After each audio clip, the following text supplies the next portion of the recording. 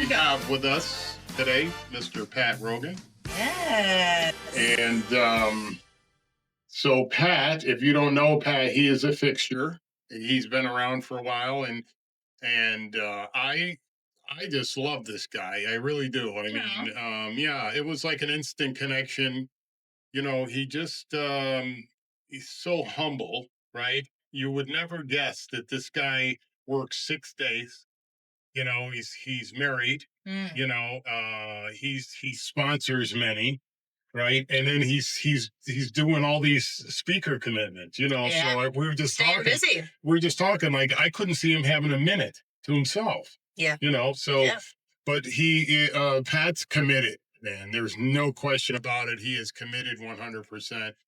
Also, you know, I'm attracted to the fact that he is so knowledgeable. And that to me, that's like everything. Like I learn stuff when Pat talks. Yeah. I learn things that I didn't know before. Yeah. And then through chatting with Pat, I found out that everybody feels the same way I do. They love him. You know, I don't know anybody that doesn't like Pat. Well, you know, I don't know. I would say it's the same. Anyone that your name's ever been brought up, it's always been like, oh, well, yeah, it's, Pat, it's I know not him. to like. Yeah. I mean, seriously, you're a humble man, but also what I found out about this guy is he is connected. He is connected. He is connected with people. You know, or do you know Joe and what is it? Joe and Charlie. Joe and Charlie. Joe, have you ever heard of Joe and Charlie? I've heard of Joe and Charlie. They do this like not a slapstick, but it's like big book seminar. It's but they're big. They're big in the room. All over the world. Yeah, all over the world. So Yeah. and you have he's one of those guys was your sponsor, right? Or a It's part of my lineage. Wesley Parrish, is an icon in Broward County, started 101, Pompano Beach, that kind of guy. He brought AA to Africa. I mean, brought AA to Australia. You know, but he ran into Joe and Charlie at a convention, heard them do a big book study, and said, "Oh my God, who are you guys?" And he started the big book seminar at Palm Air here in Pompano Beach. And Wow. it was Joe McQueenie and Charlie, Black Joe, and Black Joe and White Joe. You know, Okay. that's their words. Two. You know? Well, you got to be able to tell the difference. And they were both Joe M. Both Joe McQueenie and Joe McCoy. Yeah. So Charlie said White Joe and Black Joe. Yeah, that's fine. Yeah. That's so what it is. Joe McQueenie and Charlie, I want to say they started in the early 80s. And travel all over the world. I mean, all over the world. I love that. They hit every state in the union for sure. And what did they like? Do they pay out of their pocket to travel? Know, they took no money at all, like we do. We don't take any money for the seminars. Right. Ryan and I did like 30 of them. Bob and I this will be our third one that we're doing, but they never took a dime. All they wanted was their expenses covered. Yeah. You know, but they were retired most of them. Yeah. So yeah. Sure. Yeah, we're That's doing beautiful. it. Yeah. So that is beautiful. So Charlie got sick in 05, and then in 06, Brian H. and Joe McQueenie backed away a while ago, and Joe McCoy took over, and then Joe McCoy started losing his memory, and Brian asked me to get involved in 07. 06, him and Joe did it in 07, and then Brian and I did like 30 of them. What's your sobriety date? March 25th, 1991. Yeah. Congratulations. Yeah, just hit 35. That's wild. And as Ruff will say, I'm in my 36th year. Nothing like jumping the gun just a hair, but it is what it is. Well, it's a big deal. I mean, it is big. I think it's a big deal. Part of what you were talking about is why I do what I do is because I could never pay back what I've been given in recovery. I mean, I could never do enough. I mean, that's just it's funny. I feel the exact same way. We were talking about that just a little bit ago. Yeah. We're talking about gratitude. I'd be dead. I mean, there's no doubt about it. Yeah, absolutely. There's no doubt in my mind. So where are you from? Pittsburgh. Dan Marino. Yeah, Marino was actually friends of the family. His aunt worked with my mother. Yeah. Get the heck out of here. Tivoli Restaurant. Yeah, they lived in East Liberty. He went to Central Catholic High School, which was walking distance from my house. Oh, kidding. Wow. Yeah, I'm definitely a big fan. Yeah, me too. Yeah. University, that whole deal. Yeah. and so tell us a little bit about how what it was like I was, and I was thinking on the way over here. Uh, there's a guy I follow, and I don't want to get religious, but I follow a bunch of different people. Yeah. But Bishop Robert Barron is one of the guys I follow every Sunday, and he does a lot of different stuff. But he loves us, by the way. I think I often wonder if he is one of us. But he talks about the thorn in the flesh, and I was thinking on the way over here, I'm always terrified to speak. I don't know where that comes from. And this was unique because there's no preparation for this. right. This is like you're just You're just off the hip. yeah, you're just Yeah. gonna be jumped. Not That's my self-talk. Yeah. But that's always been the case. It's crazy because you're such a natural. I You're such a speak a natural. lot. Yeah. And like fear. I have panic attacks during the day before I speak. Yeah. Yeah, like mini panic attacks. I'm the exact same way. Yeah, I and am what the it does exact though, same way. and this is what Yeah. this is what Bishop Barron taught me. What it does is force me to pray. I wouldn't pray probably without it. I thought I was doing something wrong. There was guys I really respect, mentors of mine, who I've heard speak from the podium and say that if you're still fearful, then you lack faith. And I thought I was doing something wrong for many years until I heard that talk, the thorn in the flesh. And I'm not the only one that suffered from it. I mean, guys like Winston Churchill, Abraham Lincoln. Oh yeah. Washington, Mother Teresa, little bird people in history, small people that had the same type of thorn. Obviously, Winston drank over it, and a lot of them did, and that's probably why I drank. I mean, that was definitely A contributor. that was the relief. Yeah. That was the relief, and that fear's always been there. I've just come to terms with it. I'm not doing anything wrong. It's just going to bring me closer to God. I love that. And it's as all pain does, right? I mean, as all my growth has come from pain. We don't tragedy, perceived tragedy. we don't grow when everything's going okay. No, it's in the valley. It's in the valley. I'm definitely guilty of because as Beth knows, I'm not the best at reaching out. I'm not the best at asking for help. But when things get rough, that's when all of a sudden, I don't mind reaching out a little bit. I'm there too. I have a very small circle, but we grow. I mean, a lot of friends, but a very small, intimate circle. Yes. Maybe 4 or 5 people.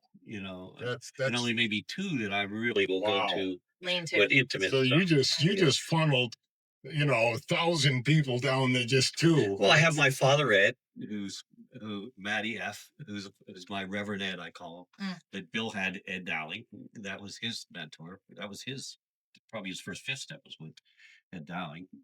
And I have my sponsor who lives in North Carolina. But, those 2, and then a couple other guys. Now you have me. We'll see. But the fear has been the driving force behind everything. Yes. Yes, I agree. I was a scrawny little freckled faced, skinny, short kid that just didn't fit in anywhere. I don't know why. I was thinking about that on the way over. I was 80 pounds in junior high school. And I don't know when I reached my 120 pound range. That's 165 now. Yeah, I think there's I think there's an underlying fear that we all have, alcoholics. This inner dialogue. Right? It's an inner dialogue that we play out, and we tell ourselves a story that likely isn't true, and we usually run with that narrative for some of our whole lives, and depending on what intervenes. But there is a contributing factor of, if I do something, this is the result that I get. So when I drank, I sought an effect that I didn't know existed. And then once got that effect, I was like, I kind of like this, right? Like now I have the confidence to go in front of so-and-so or whatever it is. But more importantly, what it really did was it allowed me to what I thought was getting in touch with my inner self, right? And then I really went to work on the stories I was telling myself, and I was like, nobody else knows what's going on here. It's just you and me against the world, right? But it seemed Uh, validated yeah, because I was the last absolutely. one picked all the time in Absolutely. gym You have class. evidence to Me and the show. heavy kid, Yeah, yeah, yeah. it was me and him left, and they said, "All right, we'll You take it got back." picked on a lot? I did. Yeah, yeah, I did. I was a fearful kid. I was just and little enough. I mean, and I don't know where all that. Whether you're born that way or I did. My dad was a violent drunk. He So was. there's some of it. Yeah, there was a lot of trauma in that Mhm, in our house. mhm. My mother getting beat up. I mean, it was you just never knew who was going to show up. Whether he Yeah. was going to come in and say, "Let's pack up the car and go camping," and we'd have an amazing time up in the mountains of Pennsylvania. My grandfather had a camp up there, or he'd come in and my mother would say, "Where you been for the last 3 days?" And all hell would break loose. Yeah, I'd I imagine always that say, creates a yeah, I always say that's not why I'm an alcoholic, but it might be why I needed a drink. You know, yeah, I yeah, like that. Yeah, and yeah. he left when I was like 6 and bounced in and out of our lives, and it just so it was a chaotic childhood. I was the oldest of 4, Oh, which was weird. boys, all boys? No, I have me, my sister who is 2 less years sober than me, Mhm. and it's Skip, my brother, who's 2 years younger than her. So she was 2 years younger than me. He was 2 years younger than her, and I don't know what happened to him, but he's not one of us. And then my baby sister died of an overdose in 2018, and so 3 out of 4 of us caught the bullet. Mhm. But Yeah. yeah. So So so Skip didn't drink. yeah. So I mean, I wasn't part of anything in school. I didn't do the proms. I didn't do the homecomings. I didn't never went out with a girl. I was scared to death of girls. And just that inner dialogue that we were talking about. I'm ugly. I got ears that stick out. I got Yeah, freckles. I'm yeah. skinny.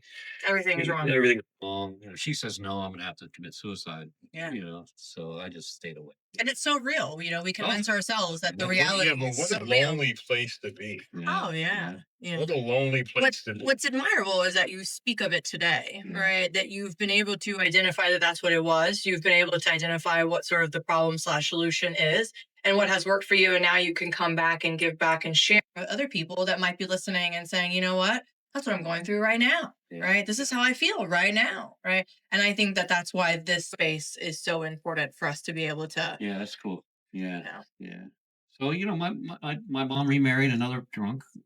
She was poor woman was trying to survive Mm. with yeah, 4 kids. sure. Working nights as a waitress, getting Can't us even up for imagine. school, trying to sleep during the day. So she got married again, and I was old enough to start clashing, getting violent with him. He's not my father. Sure. Not telling me what to do. So Yeah. okay, so when did you make the switch from this little freckled, small 80-pound guy to telling a grown man, listen, beat it? So I decided my Maybe after a ticket, couple my of ticket to drinks. freedom is my driver's license. Right? And I can get the hell out of this house. That was my goal. At 14, I bought a car. Hmm. Thinking at 16, I'm out of here. You mean you bought it yourself with your money I was working at 14? after school. Yeah. Yeah.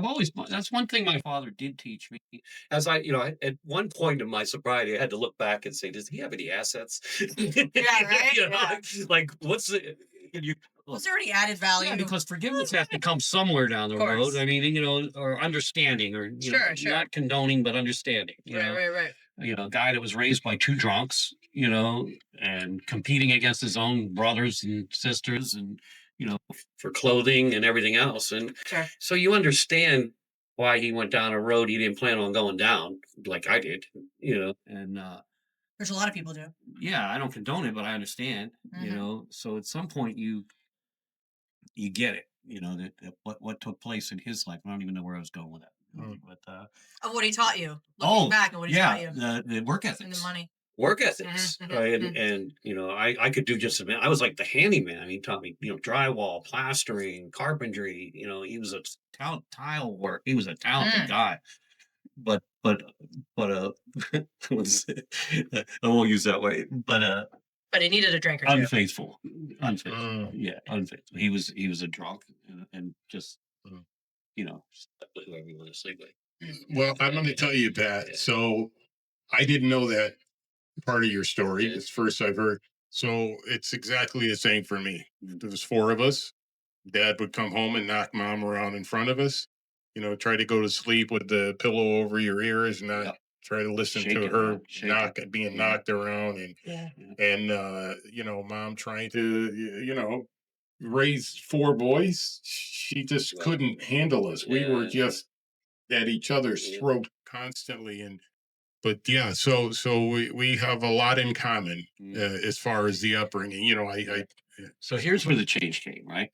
I get my driver's license at 16. I already have the car. I actually drove to Harrisburg, PA, to get my driver's license. How badly I wanted it. I was to get my permit. You knew how important that was. It was my ticket, and came back, getting ready to get out of there. Got an attic apartment I'm going to move into with one of the guys that I do. And my cousin called me and said, "We're going to a dance tonight. You have a car. Come and pick us up." And I said, "I don't dance." And he said, "Don't matter. There's a band there. You can just listen to the band, stand around." And I said, "All right." I don't know if you know about Pennsylvania, but Pennsylvania has state stores and beer distributors. They don't. It's not like here when they have liquor in a 7-Eleven. I couldn't believe it when I saw that. I mean, I was like, "Holy crap, this is heaven." But up there, you have state stores, and you don't touch the bottles. You're on this side of the counter. You have a book, and you pick what you want out For of the like book. nicotine. Yeah, kind of like that. And the beer distributors were the same way. And on the way to the dance, he said, "Pull over." We stopped at the state store, and I had a buddy we called Rat. I don't know where that came from, but Rat was a 16-year-old Italian that looked 21. He looked of age. He had hair. I think he was balding at 16. But he went in the state store, bought a bottle of Boone's Farm Strawberry. Remember, you probably don't remember the boot farm. I don't, but I compare it to Mad Dog 2020. Oh, well, that's a whole nother story. That's another level. Oh, my God. That's 20 proof. That's the level I started. That's 20 proof. Yeah. Boone's Farm and a bottle of orange vodka. Okay. Yeah, and we outside that dance, halfway through that bottle of Boone's Farm, the transformation took place. I went from Pee Wee Herman to John Travolta, There it is. and You danced that night? I danced all over that with everybody. Did you dance like John Travolta? I was doing the Stay Alive thing. Nice. It was 19. It was 73. He was in his prime. Yeah. Yeah. You're 65, right? Me 70. You were 70? I'm 70. Okay. Yeah. I graduated in 73 Okay. at 17. And Wow. Yeah. So you were So good that in night- school. That- You were a good student. I was and I wasn't. Okay. I had to be motivated. Okay. I had to have consequences, and then I was. Yeah. Like a lot of us. Yeah, I mean, I was a poor little divorced kid. Yeah. Parents are separated. And Right. Poor thing, pass them. And then I was in Catholic school I went to public school for 3 years, and then Catholic school for 4, 5, 6, and failed completely. I mean, I got an A in spelling and an F in everything else, and they kept passing me because of the poor kid. Same here. Yeah, and then I get to Really? They junior gave you high. classes like that? Yeah, they were pushing me through. I was Oh, just it was- let him go. Yeah. Just let him go. We don't want him here. Yeah, he's smart. He just didn't do. He just not. Yeah, we were smart in a different way. So I get to junior high, and they're not having none of that in Right. public school. Yeah. Right? They said, no, I got called into the guidance counselor and said, "Look, Get them you're grades. gonna repeat 7th grade." Mm. And I said, "Oh no," and I was on a roll. Good for you. So you just Up turned until it on. 11th. That was all the push you needed. Yeah, Yeah. I'm gonna get out of here. I gotta get out of school. Yeah, it was the same for me. The only reason that I was able to pass anything was because I played basketball, right? And in order to play in the actual game, you had to be passing your class. Mhm. And that was the only reason. Once I got kicked off the basketball team for running my mouth, obviously, because who doesn't do that? I no longer cared about my grades. I mean, track was only the byproduct of wanting to continue playing basketball. But then once I got kicked off the team when I was a sophomore, I was like, well, who needs good grades now? There's no point. Yeah. And then I continued to fail. So yeah, I get it. Motivation was important. I love this. I love this John Travolta. I love Yeah. it. Just, Yeah, Well, I'm gonna tell you something. because I went from that fearful, Yeah. you're too short, too skinny, freckles, that whole thing, Sure. Yeah. to Instant. we promised it in that 9th step. Yeah. The fear went away. With alcohol. I knew how to handle situations that used to baffle Yeah. me. Yeah. I could show how my dance experience could benefit everybody in that dance. New peace, new freedom. Oh my God. So Yeah. the reason why I think this is so important, Yeah. first of all, we all have that moment, Of course. Oh, yeah. right? And we all of us alcoholics. I mean, literally, we have that moment when that happened. I was with the guys and with a stolen bottle of black velvet. Yep. Right? Yes, Yeah. that was my look exactly when he opened the bottle. Yeah, I could not have What been the? good. What are you guys doing with this? This is I can't. You know, and I tried. I couldn't even get it to my You had to nose. hold It your was nose? so nasty. And Yeah. then one of the guys said, "Just plug your nose." Yeah. Yeah. So right. I plugged my It's a real nose thing. and I downed it, right? Yeah. And it burned. It burned so bad, right? Mad dog. But I know. First I one know. burned Yeah, but it did. but It I sure that was did. my John Travolta moment because it just like that within I'd Ignited say something inside. about I want to say 3 minutes or less.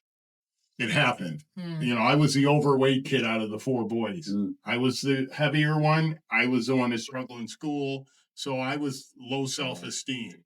You know, nobody understands me. I'm all by myself. But I had my John Travolta moment right there and then. I wasn't fat anymore. I wasn't stupid. I was handsome, tall, dark, And yeah, I never from that day forward went a day without a drink. For the next 20 years. There was a 20-year run. Wow. You know, whatever you had was my drug of choice. I mean, Yeah, alcohol's my number one. yeah. There had to be liquor attached to whatever else we were doing. But yeah, I mean, so 3 days later, I go through a windshield. Right, 3 days after Yeah, drinking. it takes my us no first time. drink, No right? time. Yeah. I get arrested 3 more times. Wait. Year. How'd you get through a windshield? The pizza slid off the seat, and I went for the pizza and missed the turn and hit a telephone pole. No Yeah. seatbelt. No, that was What the happened? 70s for God's What sake. Seatbelts. Yeah. That was a law. Yeah. Your face Just breaks the a top of my windshield. head went through the. But I mean, like, I didn't get cut up bad. Just my top of my head. Yeah.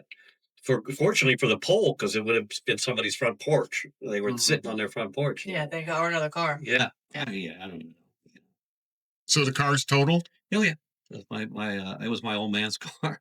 Oh, Yeah. 73 Grand Prix. Oh. Or Granville, I think it was at that time. Yeah. Special order, emerald green. oh, convertible. that could not have went over very Didn't well. go well, no. No. Then I told a whole lying story. There was pizza in the vents. And it was a mess. Yeah. I got arrested 3 more times that year. You know, possession charges, and stuff like that. Fun times. Fun times. When it seems to be fun and Yeah. So innocent. here's this you know? good kid. Here's Yeah, this yeah, good right. kid.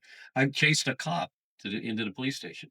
We were going to kick his ass, you know, because he cut us off. You know, he was in his family car. Yeah.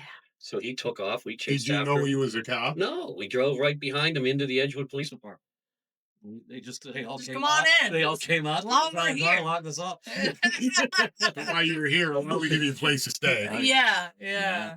No kidding. Yeah. So you got locked up. God. Lost my license before 17 for 8 years. Got caught 3 times driving under suspension. It was, just one thing after another. But you know what? And I love in Bill's story. He talks about the circumstances of his friends. You know, like, this is not working for you. And I'm going, no, we'll figure it out. It's going to be fine.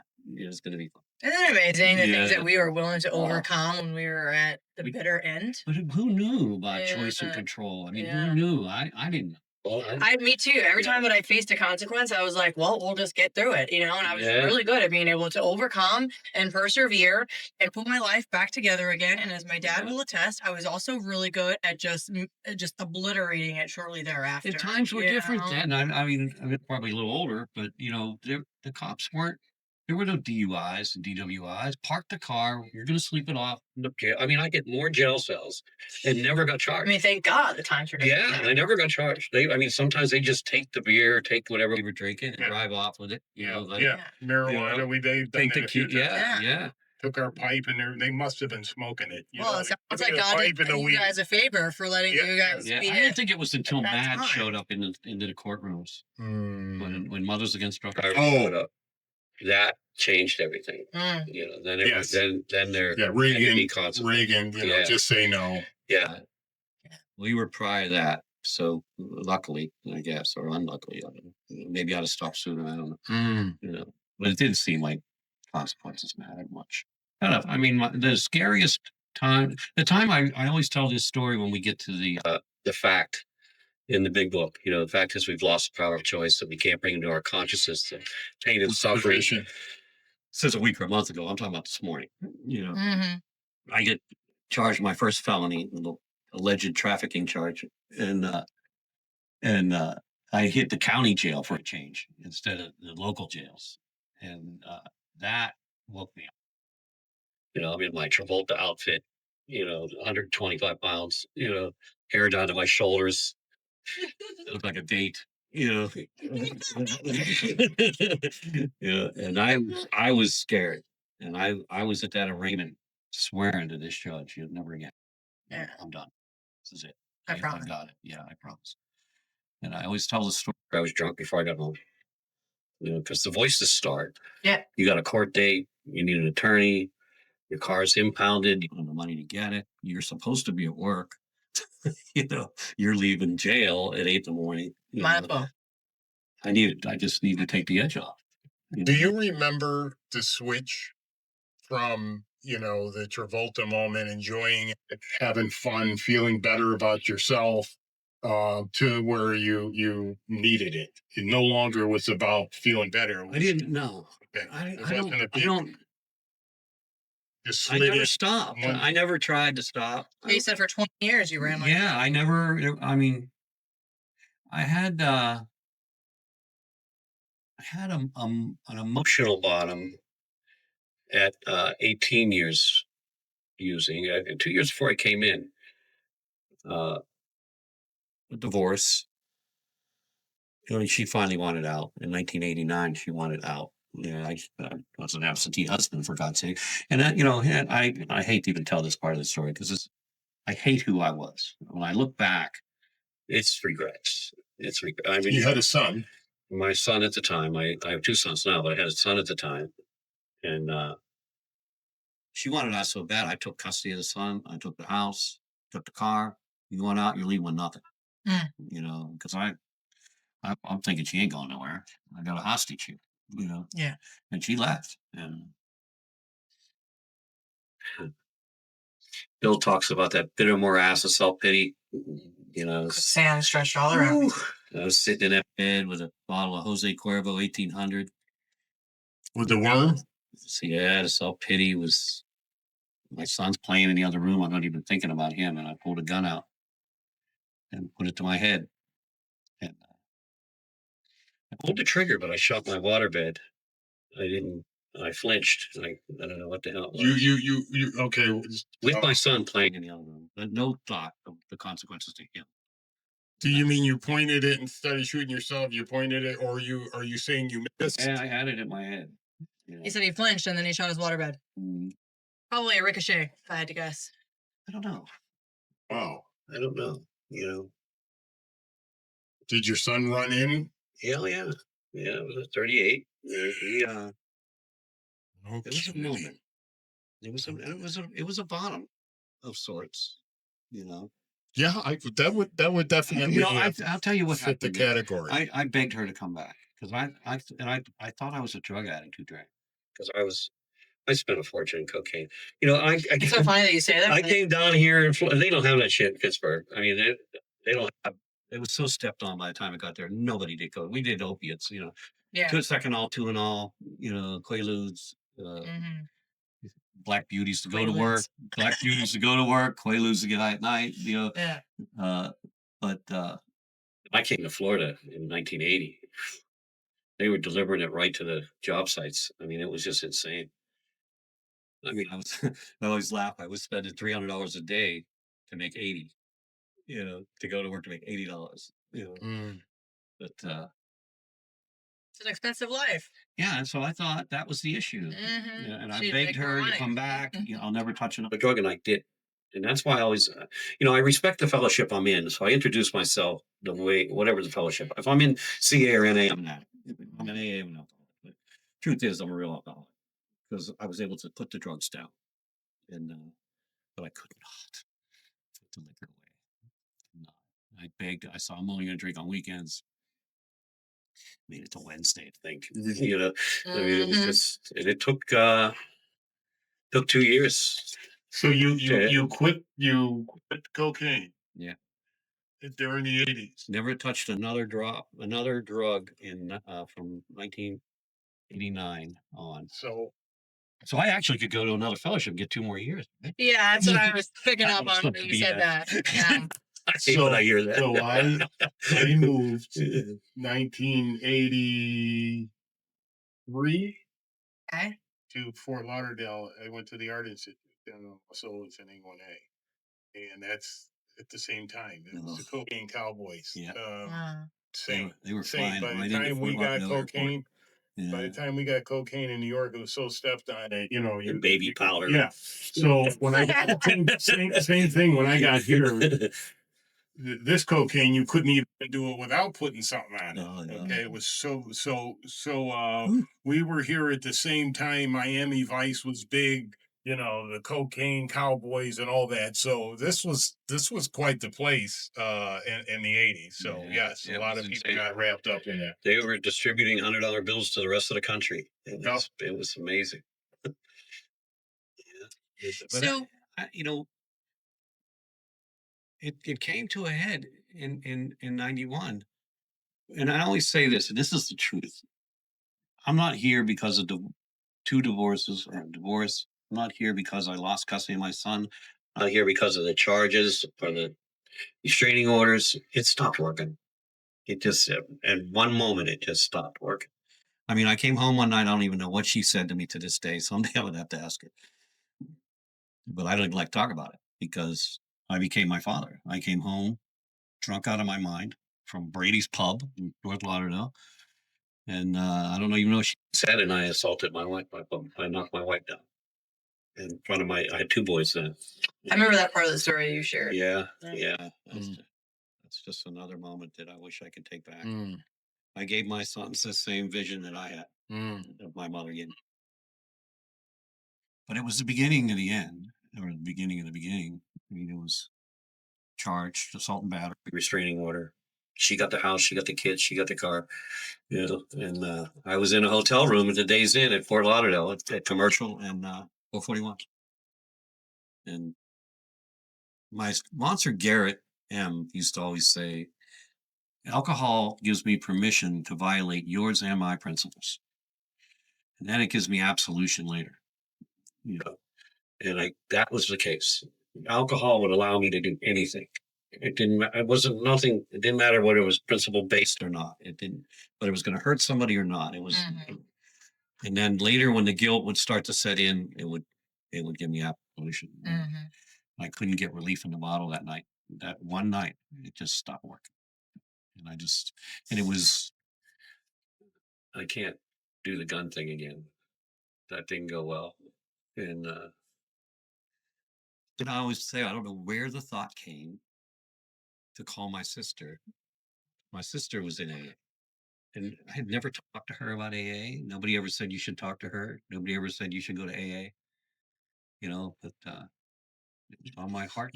Today. I know, looking in the rearview mirror, I know that was God saying, I got a job for you. Yeah. Perfect place for you. Yeah, I got a place for you. I got a place for you. I can use you. That's what he does. And he he uses the does. broken, right? So what happened? So you called your sister? You Called my reached out? sister. She took me to my first meeting ever, 5th Chapter Club. It was in Lighthouse Point at the time, 4699 North Federal Highway. And I don't remember anything about the meeting. It was an 8:30 meeting. I have no idea what was said in that meeting. All I remember is at the end of the meeting, a guy that looked just like Papa Smurf. His name was Lee May. I found out years later it was Lee May. God rest his soul. Guess I'm not breaking his hand. Maybe I am. And he asked, is there anyone who wants to start a new way of life?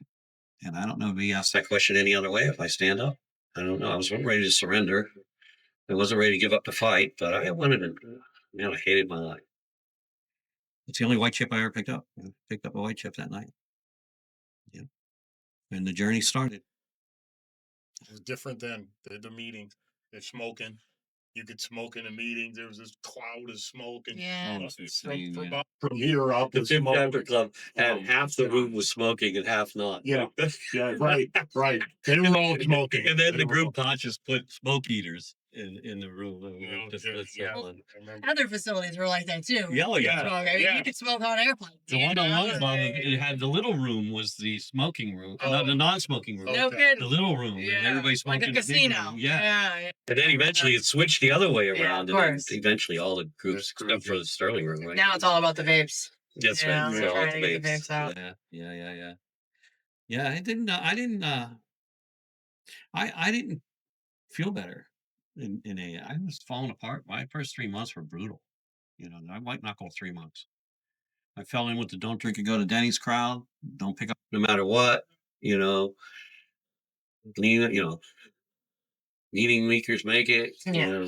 90 and 90. I was doing like a 270 and 90. So you didn't have any problem going to meetings and not drinking, but as far as actually Internally, working the this- fear was back. Sure. The resentments. Charlie Bobley used to always say, "You'll feel better. You'll feel resentment better. You'll feel Oh, better. yeah. You'll feel anger better." You And I was, I just I didn't know what the problem was. I didn't know, and that's where my journey with Joe and Charlie started, because I was 90 days dry. I don't really like to use the word sober, because I was not. I wanted that house back. I wanted that kid back. I wanted my kids back. I remember you talking about that. Oh. You said the central fact was the house. My house. Not That's the all kids, not the If you ask me wife, how I was the doing, I'm house. going to get that house. Yeah. How you doing? I didn't get it today. Yeah. I related with that a lot. Oh yeah, whatever. Yeah, You put a lot into that house. it was who I was. It was just what was dominating. I spent my life saving money so Yeah. I could get that house, and she took it. My house, not our house. I still have to think about that when Shannon and I are together. I still have to think about this is our, not my house. Yeah. When I say you come over to my house, I stop for a second. No, you come over to our house. This is just as much hers as it is mine. But I didn't see it then. I didn't get it. I didn't get it. But Brian, I left that 10 p.m. meeting. I picked up my red chip for 90 days. At that time, it was a red chip. And I was standing at that railing, suicidal again at 90 days. And what am I going to do? I can't stand the way I feel for one more second, and I'm not drinking.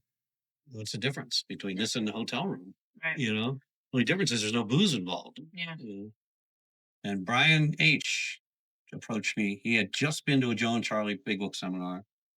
And Brian was kind of an outcast too, because he was a Big Book thumper, in that meeting, and he said, there's a solution here. And I said, yeah, I've been coming for 3 months. He said, no, you've been visiting the fellowship. Yeah. He said, there's a solution. He had a book in his hand. He said, it's in here. You want to hear it? And he read the doctor's opinion to me. I had no idea. I never heard it. In not 90 days that I was in that 5th chapter club. And I was at the 5:30 to 7, 8:30 to 10, and I never heard it. For 90 days. Never heard it. That's crazy. And maybe I wasn't listening. I don't know. Maybe Yeah, I was thinking yeah. about the house. Yeah. Yeah. Yeah. Yeah, I don't know. Yeah. You was obviously your mind. You were But somewhere else. I mean, I don't know. I thought I was crazy.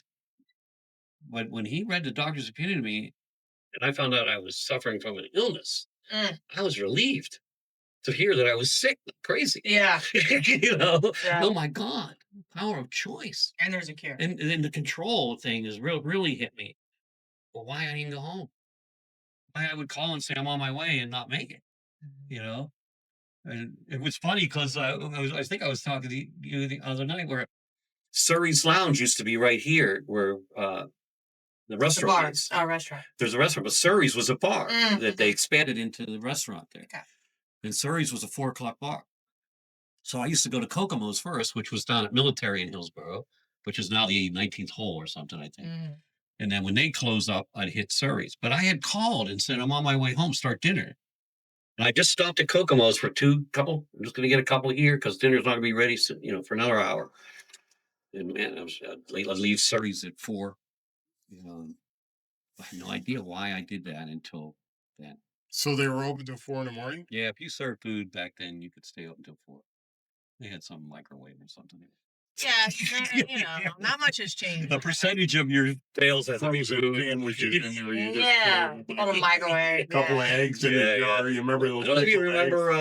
remember the gas stations at Sample and Powerline were 4 o'clock because it was unincorporated Pompano or something like that. So, yeah, I mean, you had to You never Had died to hard be to know there. that. Yeah. I wasn't. I came later.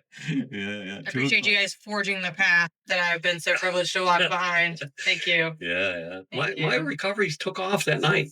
I mean, oh my God, choice and control. Now the choice thing was a little baffling, but the control thing, that was obvious. Yeah. Go through the drive-through, get one beer for the ride home, and never make it home. It just if somebody finally explained to me why that happened, I had no idea. I that's 20 years of no choice and no control. When I look back, it was just blowing up relationship after relationship. It's sad when you look back at it, but then wouldn't be where I'm at, That's true. right? I mean, that's the thorn. That goes back to the thorn. Is without all those circumstances taking place, I'm not here with today, and I'm not married to Shannon, and I have this unbelievable relationship with somebody who's as involved as I am. Because my wife and I got back together sober, 2 years sober. Which makes She perfect started to believe that sense. I might stay sober. Sure, of course. And we ended up getting back together and getting remarried, and we were married for 15 years. I was 15 years sober when we got divorced again. But I'm not for the normie. I'm just not. I can't do this half-ass. I can't. I'm all in or I'm all out. I really, it's just the truth. I'm still an emotional cripple. Yeah. I'm the same. Yeah, People tell same me, here. they're like, "Oh, I wish I'd grow out of it. too much. I'm 70. You have too much," and it's like you don't understand. No, If you I'm get not it. all in, it doesn't end well for me. Oh, I'm an no. emotional wreck. This keeps me filled up. Some people have hobbies, some people have, things that they do on sort of the side. And I have those things, right? But sitting down and working with other women and service work and all of that, like if I did it, I don't know how it would end. So I'm with you on that. It's I don't know mandatory. either. I don't. Mandatory. And it won't start with a drink. It'll start with something else. Well, that's where, You the a sex spree, or explosions. go on a Yeah. money spree, or Yeah, for buy a me, new it's the car. That'll make me resentment. feel good for a couple hours. Yeah. New For me, truck. it's harboring of the resentment. I hold on to it for just a little too much more long. Then I get a little, I know you're thinking about me. I know that they're talking about me. And I know they're plotting my death. And, those stories that start to become more real, that inner dialogue starts to shift just a little bit. The committee meeting. Yes. And there's so many of them. I just feel like I never can get rid of them all the way. Yeah. And, so I'm with you wholeheartedly. I have to do it. I have to do it. There's this never-ending. Ed Dowling talks about this never-ending spiritual warfare Oh, yeah. that goes on in my head. Mhm. That I would like to do that. Nope, that'll blow your life up. Yeah. That would be nice. Nope, that will blow your life up too.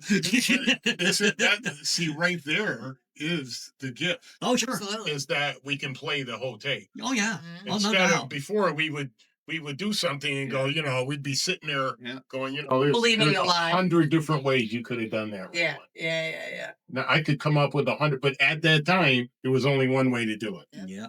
I mean, it's We get to play the whole tape now. Mhm. This is if I do that. Well, and we this is also what's know the gonna happen. truth, though, too, Yeah, right? So, right. like, even back then, we kind of knew what was going on. We just believed the lie, right? Like, if I knew that my life was a perpetual shit show and I would continue doing it anyway, that made me insane, yes. But what was even worse is if I still knew what was going to happen and still yet decided to do it anyway, I'm now believing the lie. That's Right? the advantage. that conversation we had Wednesday at the meeting, or I had Wednesday and the Wednesday before Yeah. about my behavior, Mm-hmm. creating the conflict. Yeah. And the conflict is what leads me back to use in whatever way, shape, or form. Sure. I can't do conflict sober. I just can't. The alcohol allowed me to do the conflict. Sure. I could mellow it. I could justify it. I could erase it if I got drunk enough. Mm-hmm. And then the next morning it's gone. But no, I don't have that luxury anymore. I have to live with the consequences of my actions now. And that just eats me, it just eats me alive. And I can't do it. I can't stay sober and have that. So how do I stay out of conflict? And it's going to go into what we're going to talk about next Wednesday is I got to stay in harmony with the world somehow, Absolutely. even with the people I don't like, even with the people who have ripped me off, people who even with them, I can't afford the Especially conflict. Oh, it's more impressive when you do that. Yeah, Yeah. especially the people that Yeah. that owe us, or Yeah. or that we didn't do anything to them. Yeah. It's Well, and so it happens important. because of we've been in such disharmony up here, right? So in order to have the harmony with all of the people and the world, I need to fix the disharmony in and of itself. Because if I don't fix that, then it doesn't matter what the world does. And I had that backwards for a long time. I thought I am in harmony and you are not. You're out of And if you just would get with the program, we'd all be fine, right, Rowan? What you think that I'm just So- out here so making 100%, orders? But I'm just 100%. saying. So I'm going to come here and speak to you about my thorn, but I'm not Right. going to accept yours. That's Right, exactly. Yeah, right. I'm going to come here and I mean, like Well, yours is exactly. yours is different. Yeah. So Yeah. so I don't want anything to do with How that. about Yeah. it? Just makes me think of the guy that's driving up on the right side to cut in front of you. That's right. You're like, are you freaking no? How dare you? Like even think of, and then up the road another mile, I'm doing. You're doing it. It's just understandable. Then I got somewhere to go. I knew. Here's an Arthur R. Right? How do you stop people from cutting you off? You let them in. God, that's so hard. Hey, Because that was not my I'm first thought. sitting in that My line. first thought is just to scoot over a little bit to prevent them, No, absolutely. lock them in a little bit. that's our God box. Yeah. And We got a few minutes. Why don't you pop that open and see if you can't find us a quick topic to share on? Oh boy. It's Roland's infamous God box. Is it? We love it. Oh my God. Such a great idea, too. Procrastination. Mm. Oh, that's a tough one, Roland. I don't know. No, I'm the opposite. I think I'm obsessive. Like this seminar's coming up next week. Yeah, you're talking about it. I've been thinking about this thing for 2 months. Do I got to get this ready? I got to get that ready. I got to get with Bob, and I think the fear has turned me into an obsessive preparer. I'm so afraid. Like this was scarier than most because I don't have no idea what to expect. Sure, of course, yeah. Now, if I'm speaking on a certain step, I can prepare for that. Or if I'm doing the big book, I know what I'm going to do with that. I'm more comfortable. That's where I'm most comfortable was in the book.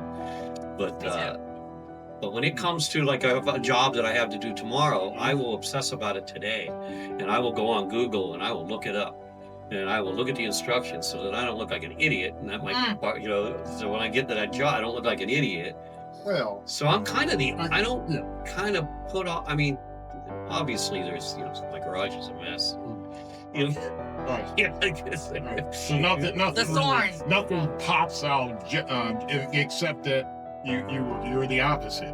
I think so. Yeah, I think I'm more of a fear. There's some obsessive. fear. Fear drives me to prepare. And also, So listen, that's a good thing in a way, I was right? just going to say that. Yeah. What's wrong with showing up at the job and have already So like done GPS said everything? it was going to take me 20 minutes to get here, but I allow 30 or 40. Yeah. That's just the way and by the way, I learned that here. I didn't learn that out there. I learned that in recovery.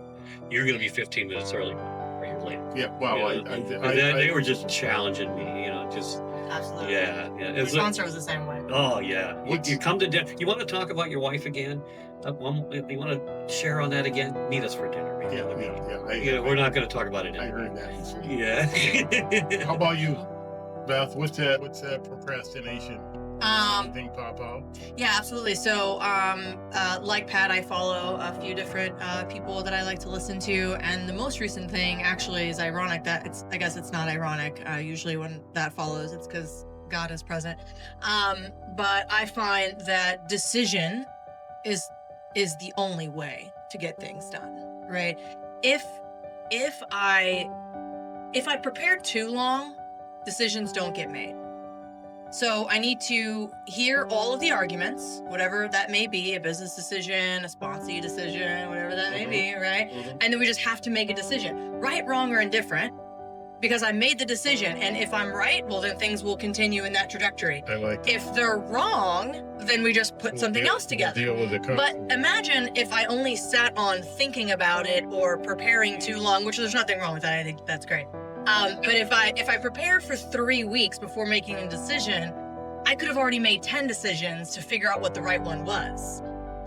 And I think that even our history of, I'm not going to get into politics or anything like that, but I think that there's a lot of some of like the indecisiveness that has held us up and has caused us more harm because of this like over preparation and I need to do the research. They even talk about investors. Some of the most brilliant minds are bad investors because they've over prepared and they've overthought about it and they overthink. So rather than just having somebody who has really no thoughts, feelings, or emotions attached, they make the decision and boom, you'd be surprised just, at sort of the outcome. So for me, procrastination, I like to just get it done, get it out of the way. I always feel better. And even like the garage organization, right? Like for me, it's laundry. I can walk by my laundry room, like I'm not doing that. I'll clean my entire house. I will scrub the tile with the toothbrush, but I'm not doing the laundry, And then once it gets done, you're like, it actually wasn't as big of a feat as I thought it was initially. So you gotta just take action no matter the fear of what we expect to have happen, which is what usually holds us back is fear of the unknown. And can I handle the outcome, and realize that we're not always in control, right? Yeah. And you have to just make a decision. Just make a decision no matter how it's going to play out. Yeah, I have to keep bringing myself back into the present. Yeah, I'm always out there. Absolutely. And I got to keep coming back to the now. Yeah, I got to keep bringing myself back. So what about you, Roland? What's procrastination to you? I don't know. You're procrastinating. Well, there's a mix of it. Obviously some things I'm on top of, and then there's some things I let go with the drag on, and I guess I always feel like it's going to get done. I'm going to get it done. So sometimes I wait till the last minute. Yeah, it's tough. But it gets done. But yeah, obviously if we prepare, great example for your job tomorrow. I have a couple of jobs tomorrow. I'm already thinking about it, but yeah, I don't know. It's just not one of those things at this age in my life. As I get older, it's no longer a big topic for me.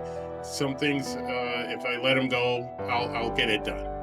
I just know that I'll get it done. So, but Pat, we're out of time, brother. We're out of time. So you know what?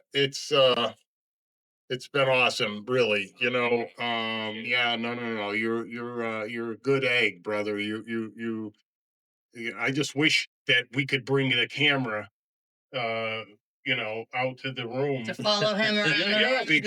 But really, it's just really, really informative. But powerful. So I'm going to cut Roland short because we just have a couple more minutes. Yeah. No pressure, but what we like to do is end the show with final thoughts. Anything that you would like to leave the listeners with, anyone that might be struggling, anyone that might be sort of in between, not knowing what to do. What would you like to say to anyone that might be listening? I would say that this whole journey for me has been about getting closer to God. And the whole thing. I mean, and we were talking earlier about the valleys getting me closer, but this year in particular, it has been different because I think obviously the road narrows as we stay sober. What was acceptable 5 years isn't acceptable at 10, isn't acceptable at 15. And so I've really felt this year that I made a leap to get closer to God. And what I think I've discovered is that if I please Him, I pleased everybody. And that seems to be the thing. If I'm on His page, if his goal is for me to love my wife, His goal is to love Him and love His kids. That's the deal, and that's a tall order. But if I can do that, if I can work on that, and it's not about getting perfect, but it's about getting closer. And so I'm really this year I feel like I've really gotten closer. And I want to keep getting closer. It's awesome, brother. Yeah. Hey, good stuff. Appreciate it. Good stuff. Thank you. Yes, absolutely. And we're out. And that's it. Oh, that's a wrap. And that's a close. Did you want to tell the listeners what we should like, follow, and subscribe? Yeah. Yes. You just said it. Do what she just said.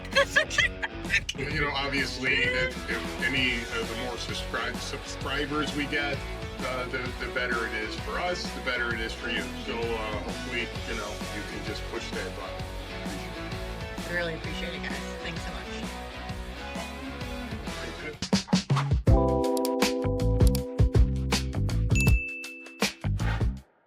Please like, share, and subscribe to get updates for our latest videos.